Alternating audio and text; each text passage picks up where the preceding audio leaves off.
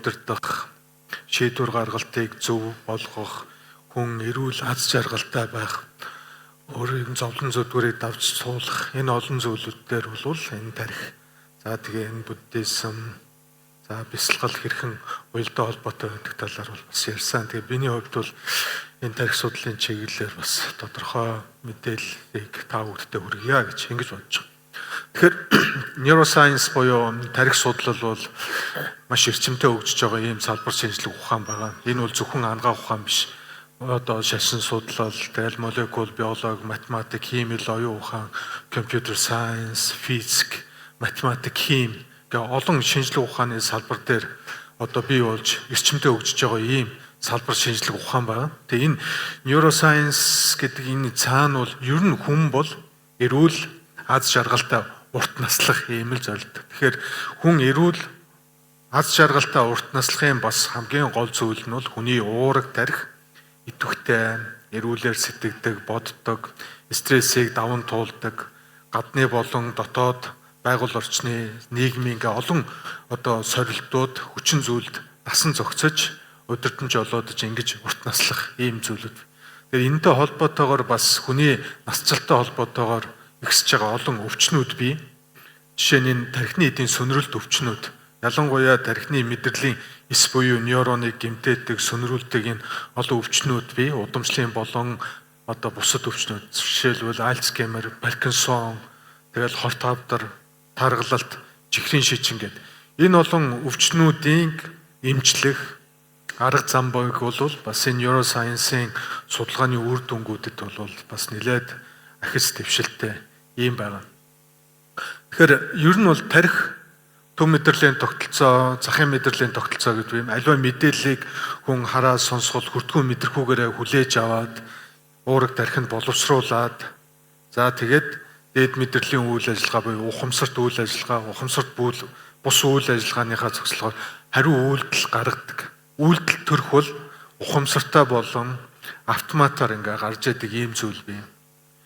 Дээд мэдрэлийн үйл ажиллагаа бол хэл яриагаар үйлдэл төрөхөөр илэрж яадаг бол ухамсарт бус үйл ажиллагааных нь хариу үйлдэл нь жишээлбэл одоо юу гэдэг юм бие махбодыг дайжлахад зүрхний цохилтын тоо нэмэгддэг, амьсгалын тоо олширдог, захын судас тэлдэгч байдаг юм уу?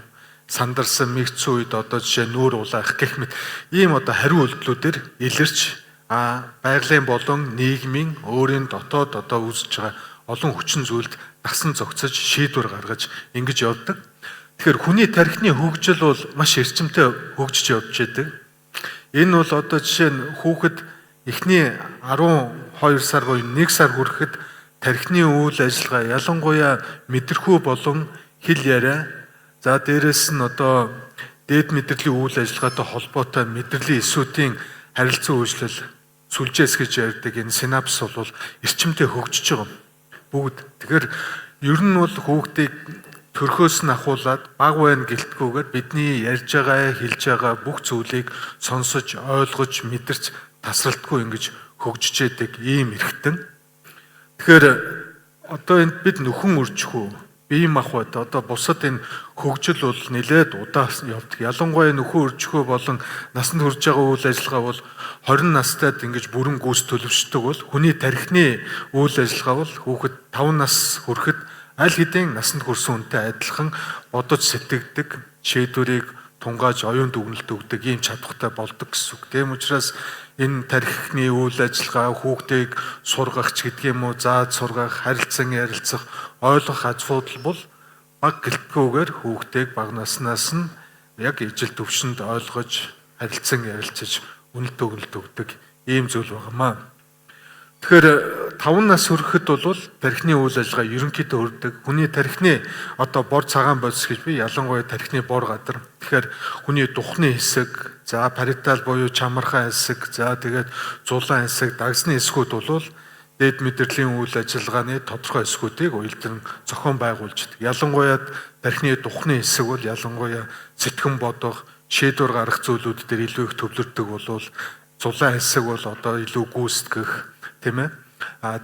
чамархан хэсэг бол илүү хараа сонсголч гэдэг юм уу, энэ зүйлүүд дагсны хэсэг нь бол одоо хүний хараа болон тэнцвэр мэдрэхүйг ингээ хангаа явж яадаг. За энэ тархины бор газрын үйл ажиллагаанууд байнга хоорондоо уялдаа холбоотой шийдвэр гаргалтын процессууд бие махбодыг удирдах энэ үйл ажиллагаанд бол оролцоо явж байгаа.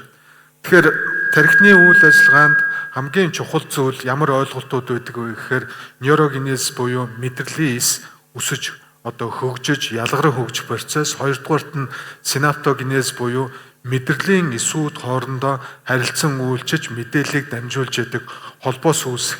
Энэ хоёр процесс бол тархины хөгжил, за үйл ажиллагаанд бол хамгийн чухал нөлөөтэй байдаг. Тэгэхээр энэ нейрогенезийн процессыг бол ингээд хөгтөн амьтан дээр байдаг юм а гэдэг 1992 онд тогтоосон. Тэгээ 1998 онд одоо бид нэр бүгд үүдэл эсийг мэддэг болсон. Тархинд ч гэсэн үүдэл эс байдаг юм а гэдгийг 1998 онд нийцсэн байна. Тэгэхээр энэ тархины үүдэл эс нейрогенезийн процесс бол тасралтгүй ингээд явж байдаг. Та бид нар одоо мэднэ дээ, тодорхой одоо гэмтэл авдагч байдаг юм уу, цус авсны дараа тархины үйл ажиллагаа сэргэж байна гэдэг маань энэ нейрогенезийн процесс эрчимтэй явагддаг. Тэгээ ойролцоогоор одоо нэг 42 хоногт тархины одоо үүдэл эсээс мэдрэлийн эс ингээ үүсэх процесс бол үргэлжилдэг. Тэгэхээр энэ үйл ажиллагаанд бол хамгийн хортой нөлөөлдөг зүйл бол стресс байна.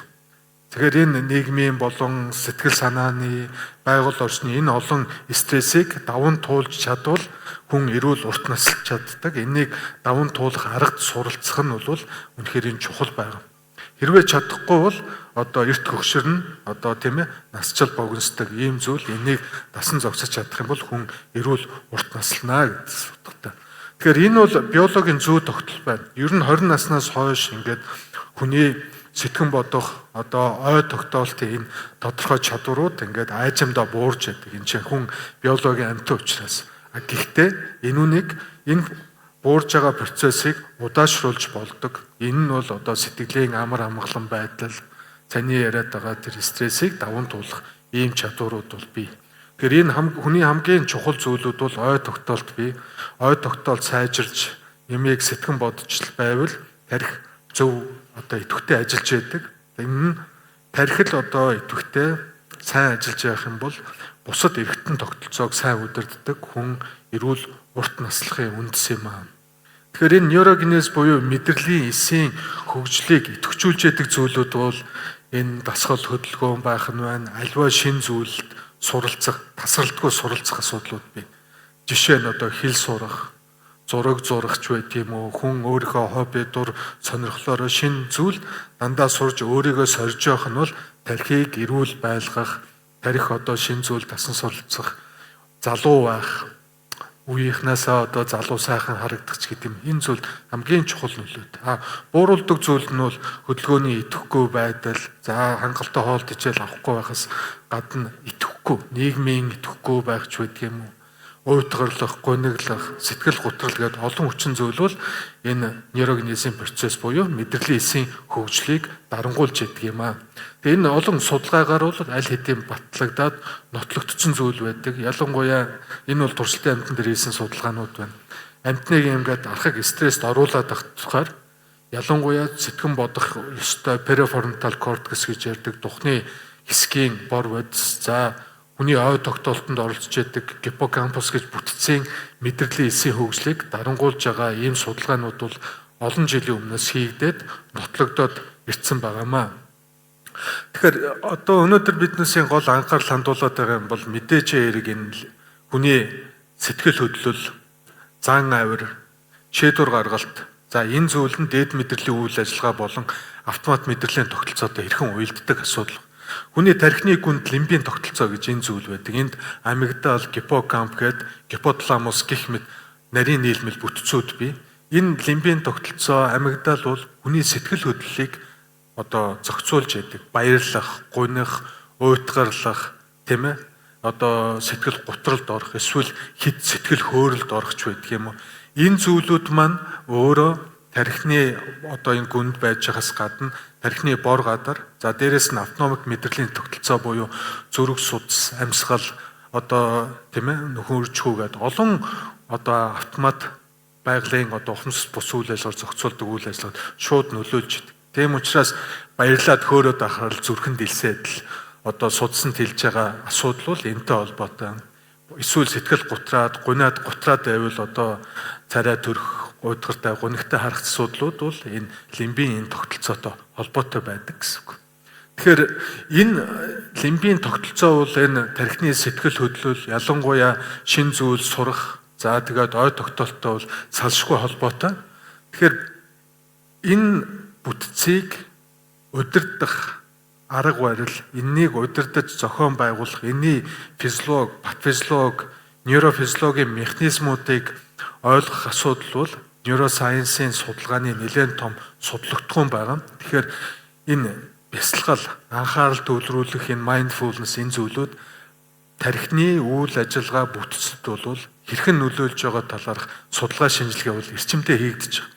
За энэ харагдахгүй байх шиг байна. Би нэг 7-8 жилийн өмнө PubMed гэдэг одоо Америкийн үндэсний номын сангийн ангаахын чиглэлээр явуулдаг мэдээллийн сангаас meditation гэдэг хайхад 5 жилийн өмнө нэг 5,000 орчим судалгаа байсан. Сая 2025 оны байдлаар зөвхөн meditation гэж хайхад 12,000 судалгаа хийгдэж байгаа. Тэгээд тэр доотлолт ногооноор тэмдэглэсэн хэсэг бол энэ салбар эрчимтэй хөгжиж байгааг л харуулж байгаа. Хүмүүсийн анхаарлыг татж байгаа. Ялангуяа сүүлийн 10 жилд энэ тарих судлал, бясалгал, буддизм, гүн ухаан, философитой уялдуулсан нейрофизиологийн судалгаа бол эрчимтэй ихсэж байгаа. 2025 онд 701 ингээл 2024 891 пепер буюу эдийн шинжилгээний өгүүлэлүүд бол хэвлэгдээд байна. Тэгэхээр энэ үйл ажиллагаанууд яаж байгаа вэ гэхээр бясалгалын асар их олон хэлбэрүүд байдаг. Манай одоо лам хуургууд маань мэдж байгаа олон янзын бясалгалын хэлбэрүүд. Энэ бясалгалын үед бясалгал хийж байгаа хүний тархины үйл ажиллагааг functional MRI болон бусад дүр сонжлогооны аргуудаар судлаад үзэхэд бол та бидний яриад байгаа тэр лимбийн тогтолцоонд байдаг айдсыг даван туулахад оролцож байдаг амигдалын хэмжээг бууруулдагч байдаг юм уу? Ой тогтоолтыг сайжруулдаг, гиппокампын хэмжээг нэмэгдүүлдэг гэх мэт олон судалгааны үр дүнгууд бол нотлогдож гарсаар байна. Тэгэхээр энд functional MRI-гаар жишээлбэл хүний тархины үйл ажиллагааг харуулсан байна. Тархины үйл ажиллагаа ялангуяа дээд мэдрэлийн үйл ажиллагаанд хамгийн оролцдог хэсэг бол тархины бор гадар бий. Энэ тархины бор гадар бол жишээ нь зүгээр энгийн хүмүүст энэ дээдлийн зураг нь энэ улаанаар хэсэгтэй байгаа нь илүү идэвхтэй ажиллаж байгаа тархины бор гадрын хэсэг. Одоо 26-аас 80-87 насны улсуудад хийсэн судалгаа. Гэтэл доотлолт нь бол одоо яг медитейшн хийдэг энэ экспертүүд одоо лам хувраг ийм хүмүүстээр энэ тархины бор гадрын үйл ажиллагаа зузаарсан, тархины бор гадрах нейрогенез бүтэц зохион байгуул нэмэгдэж идэвхтэй байгааг та бүхэн харуулж байгаа. Өөрөөр хэлбэл бясалгал хийгээд байх нь бол тархины үйл ажиллагаанд боддоор сайжирдаггийг бол баталсан ийм судалгаанууд бол олон байна. За дээрэс нь энэ бясалгал хийхээр одоо нойрон сайжирж байна. Одоо зөндөө хүмүүс янз бүрийн бясалгалд яваад бясалгал хийхээр нойрон их сайн болоод байна. Сэтгэл санаа их уужраад байна. Өөртөө сэтгэл хангалуун байдал нэмэгдэж байна. Өөрөөрөө бахархдаг, юмыг ингээд нэг уужуу харддаг ч гэдэг юм уу. Цусны даралт буураад байгаа гэдгийн цаана бол энэ бясалгал хийхээр энэ зүрх судасны үйл ажиллагаа, тархины үйл ажиллагааг зохицуулж яадаг олон даавруудын төвшин нэмэгдэж багасч яадаг. Жишээ нь одоо юу гэдэг юм мелатонины хэмжээ бол одоо цуснд ихсгээр хүн нойр хүрдэг. Тэгэхээр бясалгал хийхээр нойр хүрээд байгаагийн гол шалтгаан бол энэ мелатонины хэмжээг нэмэгдүүлдэг байна. Бясалгал хийхээр өөртөө аз жаргалтай байгаа мэдрэмж яагаад үүсээд байгаа вэ гэхээр бясалгал хийхээр серотонин гэдэг байгаа даавар буюу аз жаргалыг мэдрүүлдэг дааврын төвшин цуснд ихсээд байна. Энэ олон үр дүнгууд бол гарч байгаа. Дээрээс нь ингээл өвчтөе зовлонтой одоо зүрхээр хатгаад байгаа чим шиг ингээл биед өвдөлт мэдрэгдээд идэг бол энэ өвдөлтийг намдаадаг одоо эндорфин гэдэг дааврын хэмжээг ч гэх юм уу жишээлбэл ихсэгдэг, зарим судалгаагаар өөрчлөлтгүй байх. Иймэрхүү үр дүнгууд бол асан олон судалгаа шинжилгээгээр бол батлагдаж, нотлогдож байна. Дээрээс нь одоо жишээлбэл одоо энэ нэлээд алдартай эрдэмтэн байна Итали. Тэгэхээр судалгаа хийгээд үзэхээр медитейшн хийхээр анхаарал төвлөрөлт бол сайжирч байгаа. Юмд фокуслаж анхаарал төвлөрнө гэдэг маань зөв шийдвэр гаргахад хамгийн чухал. Дээрээс нь медитейшн хийхээр дархлааны үйл ажиллагаа сайжирч байгаа. Өөрөөр хэлбэл бие махбодыг хамгаалдаг дархлын эсүүд, За зарим одоо даавруудын, үржлийн медиаторуудын төвшин буурахч байдаг юм уу? Ингээд ахлаа тогтолцоо сайжирдаг. Гэх мэт олон үр дүнгууд бол гарч байгаа. За бидний хийсэн судалгаагаар бид нэг зүгээр энгийн хүмүүсээ 3 сар хичээлүүлээд үзэхэд анхаарал одоо сэтгэл түгшилт уурж аливаа зүйлд ингээд сэтгэл түгшээд л болж байгаа юм шиг, болохгүй байгаа юм шиг, тэр минь яаж байгаа бол, энэ минь яаж байгаа бол, маргаашийн ажил юу илээ гэл аливаа нэг асуудлыг хэд одоо ургуулan бодоо тэрэндээ одоо сэтгэл нь түгшээд идэг бол дасгал хийхээр энэ одоо сэтгэл түгшилтийн байдал бол уурж байгаа үр дүн гарсан байна. Анхаарал шилжүүлэх чадвар гэж бас их чухал шийдвэр байдаг. Аливаа нэг асуудал төвлөрөөд нөгөө асуудал руу шилжих чадвар. Энэ бол одоо хүн дээр ялангуяа шийдвэр гаргах төвшөнд асар их чухал нөлөөтэй байдаг хүн.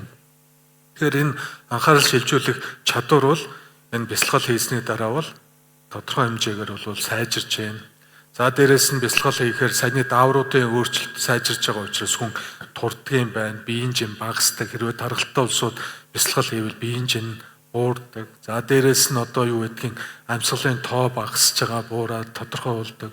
Захын цуснд хүчил төрөгчийн хэмжээ нэмэгдэж байгаа. Өөрөөр хэлбэл одоо хүчил төрөгч сайн байна гэдэг нь таны тархийг цусаа хангамж одоо хэрэгтэй тижээлээр нь сайн хангаж байна л гэсэн ийм үг байна. Тэгэхээр энэ сүүлийн үеийн судалгаа би одоо энийг яг сүүлийн судалгаануудаар харж байгаад нэмсэн байна. Хүний одоо энэ янз бүрийн бясалгал хийгээд ирэхээр жишээлбэл default mood network буюу хүн аливаа үйл ажиллагаанд одоо итгэхгүй байгаад тайван байж явах үедээ би ямар байлаа, урд нь ямар болсон, урд хажлуудаа боддог, дүгндэг, өөрийгөө хинбэ гэж үнэлт зэгндэг. Энэ network буюу тархины мэдрэлийн эсүүдийн ийм хэсгүүд байдаг. Тархины духны хэсэг болон чамархай эсүүд хоорондоо ажиллаж.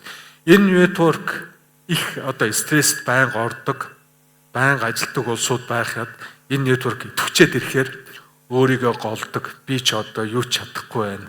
Би бол одоо муу хүн юм байна. Гэтэл эсвэл би юунд итгэхгүй болчлоо гэж сэтгэл готролд ордог, муу юм боддог. Ингээд муу юмыг ургуулад бодоод идэг. Энэ үйл ажиллагааг харуулж байгаа тэр цэнхэр өнгөтэй хэсэг. Тэгэхээр бясалгал хийгээд ирэхээр энэ network-ийн хэмжээ багасж байгаа. Өөрөөр хэлбэл тэр муу бодлыг дамжуулдаг сигнал буурдаг гэсэн. Дээрээс нь ой тогтоолтыг одоо тэр ягаан хэсэг нь бол анхаарал төвлөрөлтийг сайжруулж байгаа. Улаан хэсэг нь бол сэтгэл түгшилт багхгүй. Одоо ингээд аливаа зүйлээд ингээд аимархан айгаад сандраад идэг. Амьдрал дээр одоо зөндөө зүйлүүд бий. Одоо гэр бүлд нь нэг арх удаг хүн байхад тэр хүнийг ороод ирэхэд л одоо гэр бүл ингээд л айгаал сандраал бүгдөө түгшээд л одоо тэр нөхөр яаж чухал, ийчих бол гээл ингээд зодоод авах вэ, цохоод авах вэ гэдэг ч гэдэм. Энтэй холбоотойгоор тэрийг давхан туулахын тулд амигдал гэдэг бүтэц энэнийг одоо сэтгэлийг тайван байлгадаг даавруудын хэмжээг нэмсгэх хэмжээг ихсгдэг. Тэгэхээр энэ медитейшн хийгээд буюу бясалгал хийгээд ирэхэд сэтгэл түгшилтийг бууруулад ирж байгаа учраас тэр амигдал буюу тэрийг даван туулдаг хэсэг дээр хэвийн байдалтай орох жишээтэй ой тогтоолтын хэмжээ нэмэгдэх гэх мэт ийм сайн үр дүнгууд бол байгаа. Дээрэс нь одоо хүний тэр тархины хоорондын энэ бүтэц одоо тэр муу бодол оруулж ирээд байгаа сэтгэл түгшилтийг оруулаад байгаа тэр network-ийн хэмжээ бол хоорондоо багасдаг нь бол тодорхой болсон. Энэ бол одоо 24-25 онд хийгдсэн судалгааны үр дүнгууд байна. Тэгэхээр шинжлэх ухаан хөгжиж байгаа ялангуяа мэдрэлийн тарих мэдрэлийн томоохон functional MRI болон бусад одоо судалгааны томоохон энэ аппарат тоног төхөөрөмжөд ажиллаж байгаатай холбоотойгоор бол үр дүнгууд бол их сайн гарч байгаа. Тэгээ бүтцэд ямар өөрчлөлт гардаг вэ гэхээр сая бид нэр үйл ажиллагааны өөрчлөлт ярьсан. Тархины бүтцэд ямар өөрчлөлт гараад байгаа вэ гэхээр одоо юу гэдэг юм бясалгал хийхээр хүний одоо шийдвэр гаргаад байгаа тархины энэ духны хэсгийн бор гадар зузаарч өөрөөр хэлбэл энд байж байгаа нейронуудын хэмжээ нэмэгддэг нь бол батлагдсан байна. Дээрээс нь тэр сэтгэл дуудлалд нөлөөлөд идэг сэтгэлийн одоо юу гэдгийг сөрөг сэтгэл төрүүлээд байгаа тэр амигдалын тэр одоо эмгэг томролт гэж ярих юм уу да. Тэр нь бол буурдаг. За тэгээд тэр сая ярьсан тэр default mode network буюу тэр одоо сөрөг сэтгэл хөдлөл, өөрийгөө хэтрүүлэн үнэлэх, өөрийгөө хэтрүүлэн одоо муугаар бодох ийм сөрөг сэтгэл хөдлөлийг үүсгэдэг тархины network-ийн хэмжээ бол одоо сүлжээсэн хэмжээ багасж байгаа нь бол тодорхой болсон байгаамаа.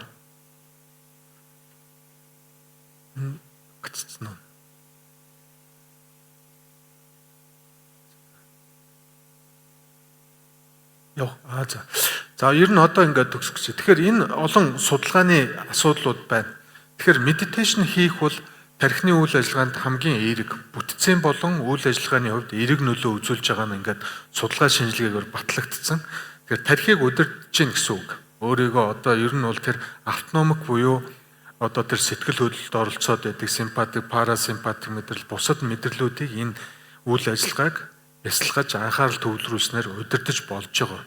Тэгээ ингэхээр зөвхөн одоо тархины үйл ажиллагааны төдийгүй даралт ихсэлт, чихрийн шижин, тийм ээ. За тэгээд одоо юу гэдэг тархины нөгөө сонирхолт өвчтэй, Паркинсоны өвчин, Альцгеймерийн өвчнүүдийн үед маш сайн үр дүнгуудыг үзүүлдэг ийм тоом судалгаанууд сүүлийн үед бол ихээр гарч байгаамаа. Тийм учраас анагаахын шинжилгээ ухаан тэр дотроо тархи судлалын салбарт бол энэ судалгаа шинжилгээг улам өргөжүүлэх, энэ одоо мэрэгсэн энэ бясалгал хийдэг одоо энэ лам хуургууд өөр одоо бусад иргэнгийн иргэдч гэсэн энэ үйл ажиллагаанд нэлээдсэн хамарч энэ үйл ажиллагааны механизмыг тайлах шинжилгээ ухаанд одоо шинэ мэдлэг оруулах чиглэлээр бүгдөө хамтарч ажиллах зайлшгүй шаардлагатай.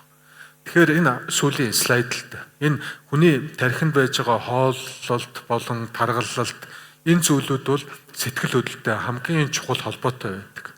Зарим хүн бол одоо сэтгэл нь хөдөлгөөрөө баярлахаараа идээд идэг. Зарим хүн бол сэтгэл нь одоо гутраад стресст орохоор юм идмээр санагдал идэг. Ерөөсөө шөнө орой босоод ихээр идэл биеийн чинь нэмэгдүүлдэг. Цааш шалтгаан бол энэнийг зохицуулж яадаг тархинаас мэдрэлийн эсүүдээс ялгардаг нейромедиаторууд буюу даавруудын баланс алдагдаад. Энэ дааврууд юугаар зохицуулагддаг вэ гэхээр сэтгэл санааны хүчин зүйл, соёлын хүчин зүйл, за дээрэс нь одоо захын мэдрэлээс ирж байгаа хоол боловсруулах зам бусад газруудаас ирж байгаа даавруудаар зохицуулагдж байгаа. Тэгээ энэ олон хүчин зүйл бол тархины үйл ажиллагааг зохицуулж яадаг ийм одоо нарийн комплекс зүйл. Тэгээ энийг хамгийн энгийнээр давж туулж тархиа удирдах байгаа гол аргын нэг нь бол дасгал хөдөлгөөн юм байна. Байнгын идэвхтэй байдал, хамгийн гол нь шин зүйлд дандаа суралцж явах, өөрийгөө өөд нь өсөн дэвж тэмүүлэх тэр сэтгэл зүйн.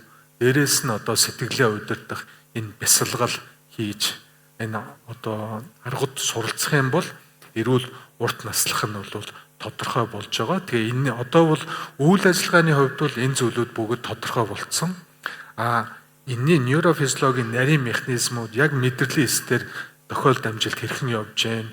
Мэдрэлийн эс хоорондын одоо цахилгааны шилжилт хөдөлгөөн, ионы шилжилт хөдөлгөөнүүд ч гэдэг юм уу, мэдрэлийн эсийн хуваагдал гэдэг энэ нарийн нейробиологийн судалгаа бол дараагийн шатанд бол явж байгаамаа. Тийм учраас өнөөдрийн хуралд ингээд анхаарал хандуулж ирж байгаа бүх хүнд бол эрдэм шинжилгээ судалгаа бол их эрчтэй хөгжиж байгаа. Тэгээд өнөөдрийн энэ хурлын гол ач холбогдол бол энэ олон талын оролцоог хангасан энэ салбар дундын шинжилгээ ухааны хөгжил дэвшилт бол үнэтэй хувь нэмэр оруулж байгаа ийм хурал болж байгаа гэж ойлгож байгаа.